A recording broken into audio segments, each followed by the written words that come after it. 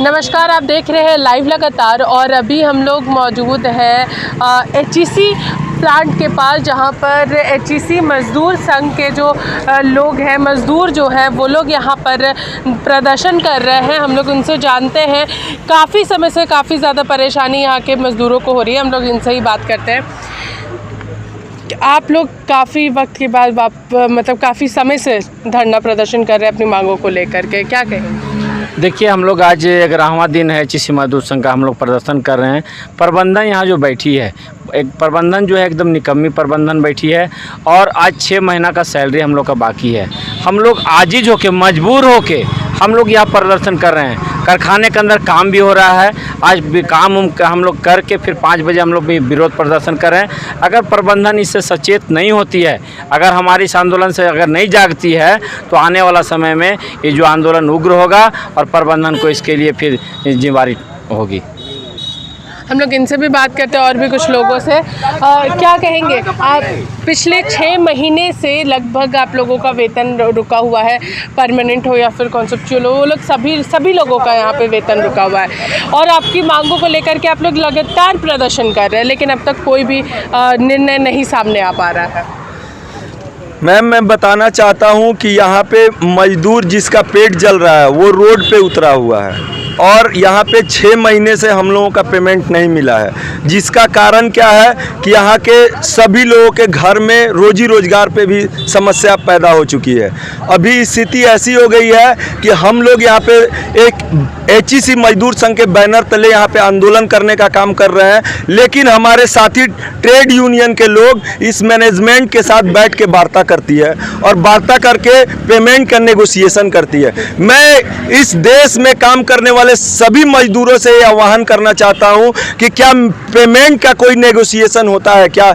मैं अगर काम कर रहा हूं 1 महीने के लिए, 1 साल के लिए या 60 साल के लिए, तो क्या उस पेमेंट का जो सिनेरियो साफ किया गया है उस पे हमको जो पेमेंट मिलना चाहिए वो मिलना चाहिए कि नहीं चाहिए? उसका नेगोशिएशन क्यों होता है कि आज हम 25% दे रहे हैं, कल हम 50% दे रहे हैं, परसों हम 75% दे रहे हैं? ये नेगोशिएशन सरासर गलत है। आज ऐसी स्थिति हो गई है कि हमारे जो कामगार साथी जो कॉन्ट्रैक्चुअल काम करने वाले हैं उनकी सैलरी 10 से 20 हज़ार रुपये तक है, जिनकी सैलरी में कटौती करके सभी का 1,50,000 का लोन चल रहा है। उन्हें काट कूट के अगर 25% अगर पेमेंट दिया जाता है तो 1 से 1,500 रुपया पेमेंट बनता है। आज 1,500 रुपया में देश में हमारे यहाँ ये जो सामाजिक परिवेश है, इतने बड़े महापर्व दुर्गा पूजा का त्यौहार आया हुआ है और उस परिवेश में 1,500 रुपया में हमारा एक कॉन्ट्रैक्चुअल वर्कर कैसे अपना जीवन यापन कर सकता है? इस मैनेजमेंट से मैं यही पूछने के लिए मैं यहाँ पे आह्वान कर रहा हूँ।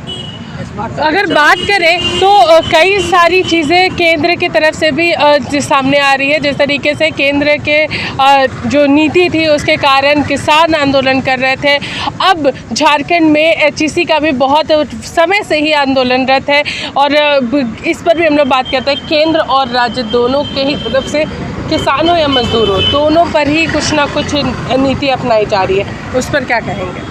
बिल्कुल, यहाँ पे चाहे वो केंद्र की सरकार हो, चाहे यहाँ बैठी हुई झारखंड सरकार में स्टेट की सरकार हो, मैं इस सरकारों से आह्वान करना चाहता हूँ कि इस ट्राइबल एरिया में एक इतनी बड़ी प्रतिष्ठान है जिसे मदर इंडस्ट्री के नाम से जाना जाता है, जो इंडिया में इसके अलावा कोई है ही नहीं। ये एशिया की सबसे बड़ी कंपनी है और इसके साथ दुर्व्यवहार करके इसे बंद करने की साजिश रची जा रही है। मैं यहाँ के प्रांतीय सरकार से भी आह्वान करता हूँ कि आप केंद्र के साथ दबाव बनाइए और एचईसी के बेहतरी के लिए बेहतर विकल्प ढूंढने का प्रयास कीजिए। और मैं केंद्र सरकार से भी यही अपील करता हूं कि मजदूरों का आप शोषण करना बंद कीजिए, नहीं तो मजदूर जिस दिन रोड पे आ जाएंगे आपकी हुक्का पानी बंद करने का काम करेंगे। आज अगर किसान आपके लिए आंदोलन कर रहा है तो किसान की जो भी आंदोलन हो किसान के हित में हो और मजदूर के हित में जो आंदोलन हो रहा है मजदूर के हित में होना चाहिए।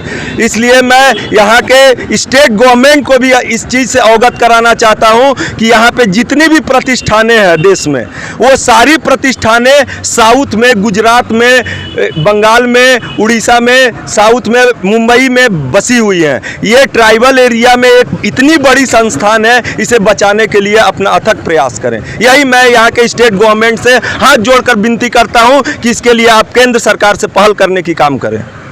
तो देखिए, सुना आपने कि केंद्र और राज्य दोनों से ही अपील कर रहे हैं कि जो झारखंड का मदर इंडस्ट्री है उसको बचाने के लिए कार्य किया जाए और जो इनका वेतन रुका हुआ है लगभग 6 महीने से उसको भी दिया जाना चाहिए और 1,000-1,500 में जो लोगों को पैसा मिल रहा है और इस पर्व के समय में कई सारी परेशानियां हैं लोगों को, उस पर जल्द से जल्द केंद्र और राज्य सरकार ध्यान दे। इसी के साथ लाइव लगातार के लिए रांची से मैं पूजा, नमस्कार।